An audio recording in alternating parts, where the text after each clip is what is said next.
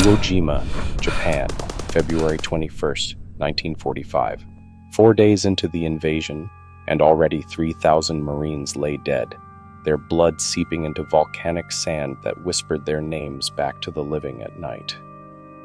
I am the War Maestro, and tonight I unveil the classified file that no survivor of Charlie Company would speak of.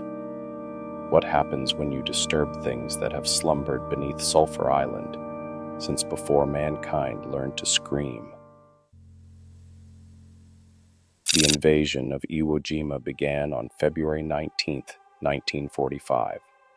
Operation Detachment, they called it, a strategic necessity to secure the small volcanic island for Allied bomber operations. Intelligence had estimated the battle would last no more than 3 days.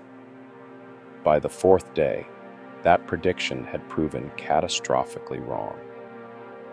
Mount Suribachi loomed over the battlefield like a malevolent sentinel, its volcanic crater watching as thousands of American Marines fought and died across every inch of the 8 square miles of black sand and rock.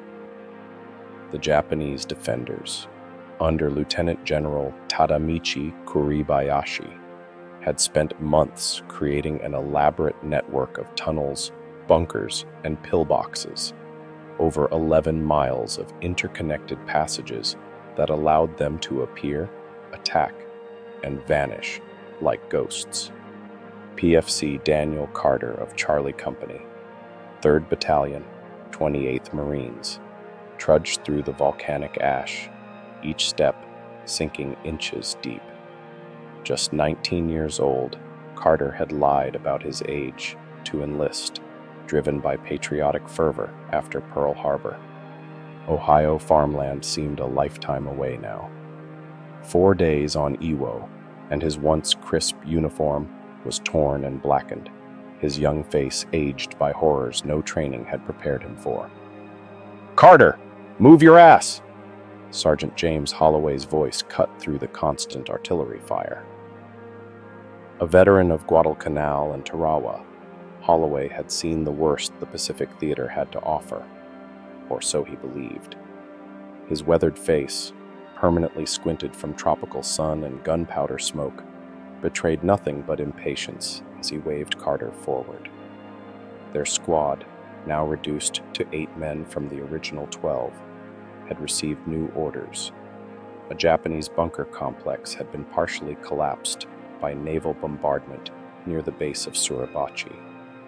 Intelligence suspected survivors might hold valuable information. Charlie Company was to secure the bunker, capture any officers, and gather intelligence materials. What's left of 2nd Platoon got chewed up trying to clear that sector yesterday, Holloway briefed them, pointing to smoke rising from a depression about 400 yards ahead. Command thinks the main resistance is gone, but stay alert. These bastards don't surrender. As they approached the bombed-out bunker entrance, Carter felt a chill despite the island's sulphurous heat. The opening resembled a mouth in the earth, jagged and dark, exhaling a stench of cordite, sulfur, and something else. Something Carter couldn't identify, but that made his stomach clench. "Phillips, Mendoza, watch our 6, Holloway ordered, readying his Thompson submachine gun. "Everyone else, check weapons. We go in, we clear it by the numbers, and we get out. No heroes today." None of them noticed the strange silence that had fallen around the bunker. No birds, no distant gunfire, not even the wind. As they prepared to enter the darkness, Carter glanced back at Suribachi's looming presence and could have sworn he saw figures watching from the crater rim, figures that weren't American or Japanese. "Carter, focus up," Holloway snapped, bringing him back to the moment. "You look like you've seen a ghost." Carter nodded, swallowing hard. "Sorry, Sarge, just jumpy." What awaited them in the darkness would give new meaning to the word ghost before the night was through. The bunker entrance had partially collapsed, forcing the Marines to enter single file. Holloway led, flashlight in one hand, Thompson in the other. Carter followed, his M1 Garand at the ready, trying to ignore how the volcanic rock seemed to absorb the light rather than reflect it. "Jesus," whispered Monroe, the radio man, as they descended. "Smells like a slaughterhouse in here." He wasn't wrong. The stench grew stronger with each step, copper-rich blood mixed with sulfur and something else, something ancient. The temperature dropped noticeably, unusual for a volcanic island where heat typically increased underground. 20 feet in, the narrow passage opened to a larger chamber. Holloway's flashlight beam swept across the room, revealing the source of the smell. Carter's throat constricted. 17 Japanese soldiers lay clustered together in the center of the room. No blast damage, no bullet wounds. Their rifles were stacked neatly against the far wall, bayonets still attached. Each man had positioned himself in a circle, backs to one another, facing outward, as if defending against an attack from all sides. Their expressions were frozen in identical masks of terror, eyes bulging, mouths stretched in silent screams. "What the hell happened to them?" Monroe whispered, his voice echoing slightly in the confined space. Holloway approached one body cautiously, examining it without touching. "No wounds I can see. They weren't killed in the bombardment." Carter noticed something odd about their hands. Each soldier's fingertips were worn bloody, as if they'd been desperately clawing at the rock walls. He directed his flashlight to the nearest wall and felt his blood freeze. Japanese characters were scratched into the volcanic rock, some written in what appeared to be blood. Beneath them, in perfect English, "The voices lie. They wear your brothers' faces." "Sarge, you need to see this," Carter called, his voice strained. Holloway examined the writing. Some kind of suicide pact? Maybe they went crazy down here. Private Jenkins, their translator with rudimentary Japanese language skills, studied the characters above the English. It says something about, "They come when you sleep," and "eyes in the dark." The writing's erratic, like whoever did it was panicking. "Check for maps, documents, anything we can bring back," Holloway ordered, but his usual confidence had faltered slightly. As the squad spread out to search the chamber, Carter's flashlight beam caught a small alcove in the far corner. Inside lay a Japanese officer, separated from his men. Unlike the others, this man had died violently, his throat torn open, the wound jagged and uneven. In his death grip, he clutched a small, leather-bound notebook. Carter carefully retrieved it. Inside were meticulous entries, the last dated February 16th, just days before the American landing. The final page contained a single line in English, written in shaky handwriting. "They were Americans, but they died here long before we arrived." "Sarge?" Carter's voice cracked slightly as he held up the notebook. "I think we should leave. Now." A sudden gust of cold air extinguished 2 of their flashlights. In the darkness, the radio crackled to life, emitting not the expected static, but what sounded distinctly like whispering voices, speaking names none of them recognized. Except Holloway. The veteran's face went ashen as he heard a name he knew well, his childhood friend who'd died beside him at Tarawa. "Set up a perimeter. We'll rest here until dawn," Holloway ordered, his voice unnaturally tight after the incident with the radio. The squad had retreated to a small antechamber closer to the entrance, far enough from the bodies to escape their presence, but still sheltered from Japanese counterattacks.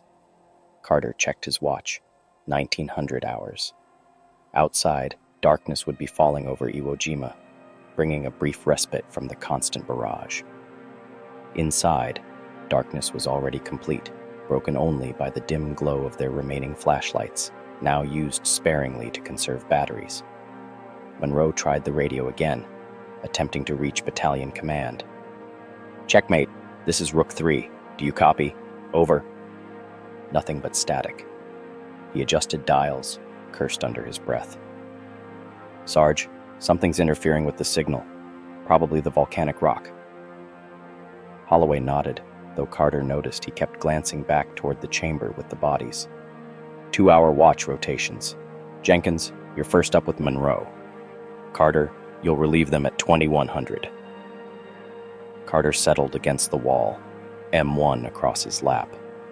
His fingers traced the torn page he'd discreetly removed from the Japanese officer's notebook before handing it over. The cryptic line about Americans who died before they arrived gnawed at him. The island had been Japanese territory before the war. What Americans could have died here? He must have dozed despite his unease because he awoke suddenly to a voice, soft, familiar, speaking his name. Danny Carter. His eyes snapped open. The chamber was nearly dark. Only a single flashlight burned where Jenkins sat on watch, head drooping toward his chest. Danny, help me. The voice came from deeper in the tunnel, from the direction of the body-filled chamber. It was speaking English with a slight Midwestern accent, an accent from home. It's me, Danny. Johnny Marshall. Carter's blood ran cold. Johnny Marshall had been his best friend growing up in Ohio. They'd enlisted together, trained together, but Johnny had been assigned to Easy Company and had died on the first day of the invasion, torn apart by a Japanese machine gun nest, while Carter watched helplessly from 50 yards away. No, Carter whispered, pressing himself against the wall. You're dead. Jenkins stirred. You say something, Carter? Before he could answer, a different voice echoed through the tunnels, this one calling for Holloway. James Holloway. I'm lost, buddy. Holloway bolted upright, pistol drawn. Who's there? He demanded, voice steady, but face ashen in the dim light. Monroe and the others were awake now, weapons ready, eyes darting into the darkness beyond their small sanctuary. You hear that? Mendoza whispered. Someone's calling names. It's a Jap trick, Phillips insisted. They studied English, trying to mess with our heads. Carter might have believed that explanation, except the voice calling his name knew things only Johnny could know. About the creek behind his house, about the time they stole Mr. Fincher's apple pie, about the girl they both loved from afar. The radio crackled to life, unprompted.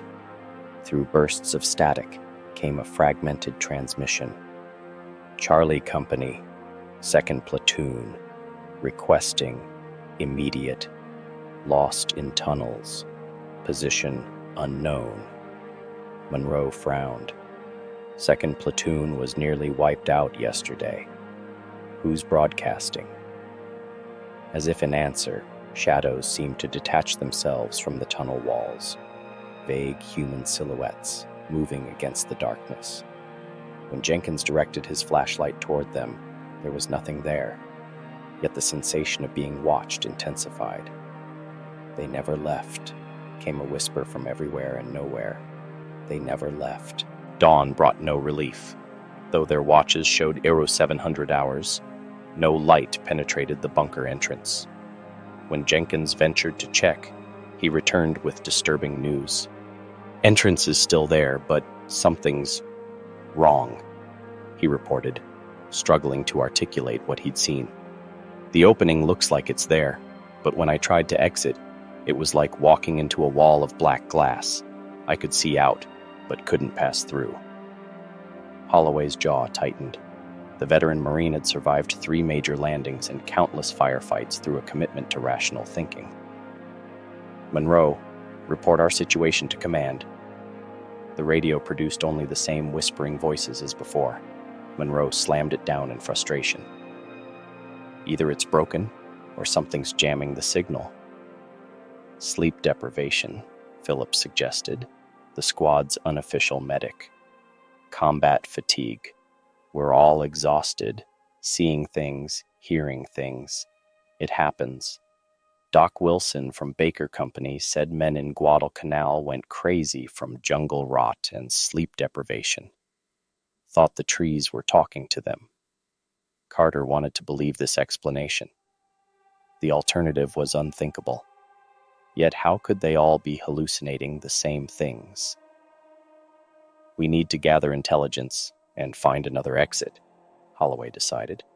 These tunnel systems are extensive. There's got to be another way out. As they collected their gear, Carter noticed something that made his stomach lurch. The wall where the Japanese had written their warning now displayed different words, scratched into the volcanic rock. The dead know your names now. No one mentioned it. No one wanted to acknowledge seeing it. Their exploration took them deeper into the tunnel network. Standard issue compasses spun uselessly, the island's magnetic properties rendering them unreliable. They marked their path with chalk, though Carter twice noticed marks disappearing behind them. In what appeared to be a Japanese command center, they found maps of the tunnel system. As Holloway studied them, searching for an alternate exit, a photograph fluttered from between the pages. Carter picked it up. The black and white image showed American Marines, but in uniforms from a different era. The date stamp read 1934. That's impossible, Monroe whispered, looking over Carter's shoulder. Iwo Jima was Japanese territory until our invasion. Yet there they were, 12 American Marines standing at attention beside what appeared to be a tunnel entrance. Their faces were solemn, their eyes hollow. Behind them, partially visible in the tunnel mouth, stood a shadowy figure in what might have been a Japanese naval uniform. A chill ran through Carter as he studied the faces. One Marine, standing at the end of the front row, bore an uncanny resemblance to Sergeant Holloway. Before he could show the sergeant, Mendoza's scream echoed from an adjoining chamber. They rushed in to find him backed against a wall, rifle aimed at nothing. "I saw Ramirez," he gasped, "standing right there." But his face was all wrong. Ramirez was killed on the beach, Phillips reminded him gently. "I know that," Mendoza shouted, eyes wild. "But he was here. And he was wearing a different uniform, old style, like from the last war. And his eyes were black, man, completely black." As they calmed Mendoza, Carter glanced at his reflection in a piece of broken glass on the floor. For a brief moment, he could have sworn his own eyes appeared as hollow black pits, like burnt-out sockets. When he looked again, they were normal, but nothing else was. "We're moving out, now," Holloway ordered after 12 hours trapped in the tunnel system. Their watches read 1900 hours again, though no one trusted time anymore. The squad had deteriorated quickly, Jenkins muttered to himself. Mendoza hadn't spoken since his encounter, and Monroe kept insisting he heard transmissions through the dead radio. Only Phillips maintained a semblance of composure alongside Holloway and Carter. "The tunnels connect to Mount Suribachi," Phillips pointed to the captured Japanese maps. "If we follow this passage, we should reach an exit on the southern slope." As they navigated the narrow corridors, Carter noticed something that turned his blood to ice. The rough volcanic walls appeared to pulse slightly, expanding and contracting like the chest of a sleeping giant. No one else seemed to notice, or perhaps they simply refused to acknowledge it. "Hold up!" Holloway raised his fist, the universal signal to stop. Ahead, the tunnel widened into another chamber. Unlike the previous rooms, this one was eerily pristine. No signs of combat, no hastily abandoned equipment. Instead, the walls were covered with intricate carvings, far older than the Japanese occupation. "What the hell is this?" Phillips whispered, examining the carvings with his flashlight. The images depicted human figures, some in ancient Japanese samurai armor, others in what appeared to be 16th century European naval uniforms, and still others in more modern military dress, all being led into a central chamber beneath a volcanic mountain. Carter's attention was drawn to a small alcove where a Marine sat hunched with his back to them, rocking slightly. "Hey, you!" Holloway called out, approaching cautiously with his Thompson raised. "Identify yourself!" The figure didn't respond. As they drew closer, Carter recognized the torn uniform of 2nd Platoon, the unit supposedly wiped out the previous day. "It's one of ours," Carter said, lowering his rifle and stepping forward. The Marine turned slowly. His eyes were wide, pupils dilated to black pools. His face was gaunt, as if he hadn't eaten in weeks, not just days. He stared through them, rather than at them. "Private First Class Michael Simmons, 2nd Platoon, Charlie Company," he recited mechanically. "Simmons," Holloway said, recognition flashing across his face.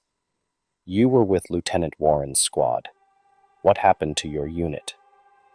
"They never left," Simmons whispered, his gaze drifting past them to focus on something in the darkness behind. "They're still here. All of them. From every war." "Where's the rest of your platoon?" Phillips pressed, medical training kicking in as he checked Simmons for wounds. "Gone. Taken. They came while we slept," Simmons' voice cracked. "They wore our faces, knew our names, called to us like—" He stopped abruptly, head tilting as if listening. "You hear that? They're calling again." None of them heard anything, but goosebumps rose on Carter's arms nonetheless. "We need to get him out of here," Holloway decided, helping Simmons to his feet. The rescued Marine moved like a sleepwalker, compliant but distant. As they retraced their steps toward their planned escape route, Carter noticed another disturbing detail. Their chalk marks now pointed in different directions than before. The tunnel layout itself seemed to have shifted. "This isn't right," Monroe said, voicing what they all felt. "We should have reached the junction by now." Holloway consulted the Japanese map again, but his flashlight flickered, plunging them into momentary darkness. When the light returned, Simmons was gone. "Simmons!" Holloway shouted, voice echoing through the tunnels. They found his footprints in the volcanic dust, leading around a corner. The tracks ended abruptly in the middle of the tunnel. No scuffle marks, no signs of struggle, just gone. Simmons's disappearance shattered what remained of the squad's cohesion. Jenkins slumped against the tunnel wall, clutching his M1 with white knuckles, while Monroe obsessively checked his radio, turning dials that produced nothing but static and whispers. "We need to establish a defensive perimeter," Holloway ordered, his training asserting itself even as sweat beaded his forehead. "Standard tunnel clearing protocol. Phillips, take point. Carter, you're on rear guard." "Defensive perimeter against what, Sarge?" Phillips asked, voice low. Whatever took Simmons didn't leave footprints. Before Holloway could answer, Monroe suddenly straightened, pressing the radio headset against his ear. "I've got something. Clear channel to Battalion HQ." His fingers worked the dials with practiced precision. "This is Rook 3, requesting immediate extraction from tunnel system beneath grid coordinates November Echo 37. Over." Carter, watching Monroe's face, noticed something unsettling. The radio man's eyes widened slightly, as if hearing something unexpected. When Monroe spoke again, his cadence had subtly changed. "Confirmed, Battalion. Proceeding to extraction point at Tunnel Junction B7. Assistance awaits." Holloway frowned, reaching for the handset. As he listened, the blood drained from his face. "That's not Battalion," he said quietly, shutting down the radio. "Monroe, when's the last time you heard command use awaits in a confirmation?"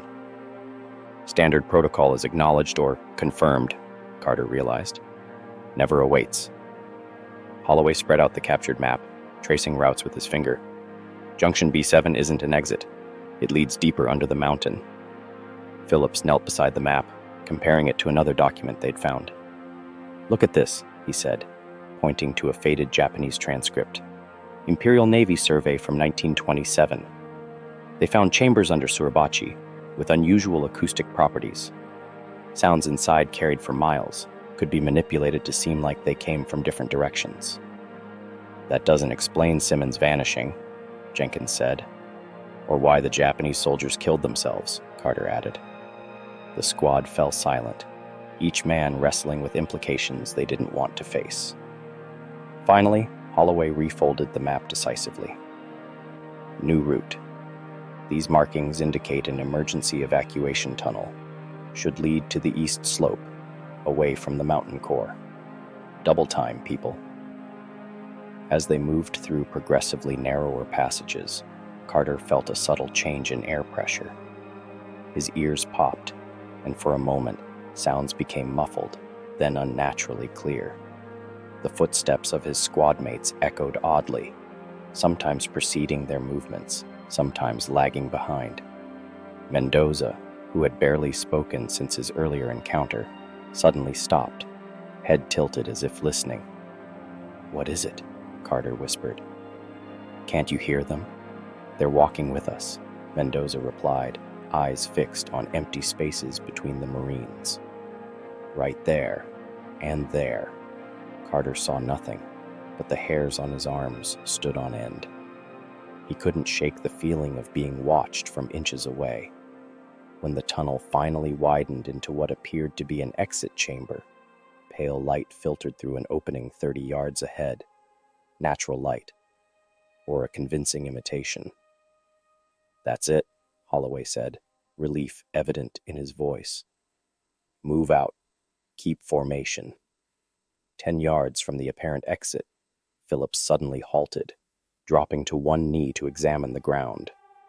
"Footprints," he said, voice clinically detached. "Boot impressions. Marine-issue boondockers, identical tread pattern to ours." They all saw them then, dozens of boot prints in the volcanic dust, all moving toward the light, none returning. A figure appeared silhouetted against the glow of the exit. It stood motionless, its outline suggesting a Marine in combat gear. "Identify yourself," Holloway called. Thompson raised. The figure remained silent, but something about its posture, its proportions, the way it held itself, seemed disturbingly familiar to Carter. As it took one step forward, still obscured in shadow, Carter caught a glimpse of a reflection in a puddle at his feet. The reflection showed Carter's own face staring back, but not from his position, from the direction of the silhouette. "That's not a Marine," Carter whispered, raising his Garand. "That's not anyone." "Fire at will," Holloway ordered, his Thompson chattering to life. The rounds struck the silhouette, which jerked and staggered but didn't fall. Instead, volcanic dust plumed from the impact points, swirling in the dim light. The gunfire triggered a tremor. Hairline fractures spread through the tunnel walls, sulfurous gas hissing from the cracks. The figure dissolved into the darkness as the squad retreated. "This way!" Carter pointed to a narrow side passage that hadn't been there moments before. The squad pushed through into a series of chambers lined with artifacts from different eras.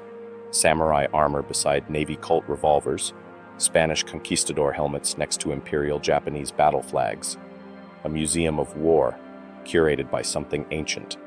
When they finally stopped in a natural chamber, only 4 remained. Phillips was gone, separated during their flight. "We can't keep running," Holloway said, voice steady despite the situation. His Thompson held only 3 rounds. "Whatever's happening, we need to understand it to counter it." Carter produced the Japanese officer's notebook. The commander wrote about it before he died. The mountain is hungry. The old island legends warned of the gateway beneath Suribachi, how it calls to warriors and keeps them. The Americans who came in 1934 found something. Now it wears their faces to call to their brothers. "What Americans?" Monroe whispered. "Iwo was Japanese territory before the war." "Unless it was classified," Holloway replied, remembering the photograph. Oni operated covert missions throughout the Pacific in the 1930s. As they processed this, Carter noticed something on the chamber walls. Thousands of handprints pressed into the volcanic rock, some ancient, others with the distinct imprint of modern military-issue gloves. "We need topside, now," Holloway ordered, voice betraying rare urgency. They followed a faint draft upward through increasingly narrow passages. Jenkins went first, then Monroe. As Carter prepared to follow, Holloway pressed something cold into his palm. "My tags," the sergeant said quietly. "Make sure command knows what's down here. Seal it all off if they have to." The passage eventually opened onto the northeastern slope of Suribachi. Genuine sunlight momentarily blinded them. Above on the summit, a group of Marines were raising the American flag. It was 10:45 hours, February 23, 1945, a moment that would become immortalized. Only Carter, Monroe, and Jenkins emerged. Holloway had turned back at the last moment, Thompson raised, as multiple silhouettes, each mimicking the distinct stance and build of various Marines, converged from different tunnels. 3 weeks later, as the Battle for Iwo Jima neared its bloody conclusion, Naval Intelligence officers debriefed PFC Daniel Carter in a secured medical ward aboard the USS Samaritan.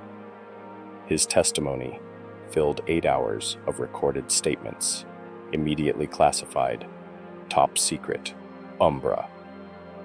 "They're still there," Carter told them, voice flat from heavy sedation. "Not just the Japanese. Everyone, every warrior who ever set foot on that island. The mountain collects. It learns. It waits." The official record listed Sergeant James Holloway as KIA, body unrecoverable. Jenkins received a Section 8 discharge for combat fatigue and spent the rest of his life in a VA hospital. Monroe vanished during the final push for the island. Carter survived to give testimony, though parts were deemed too fanciful for official documentation and redacted from even classified records. His final statement, partially declassified in 1975 under the Freedom of Information Act, contains one warning: the mountain keeps what it takes, and it's always hungry.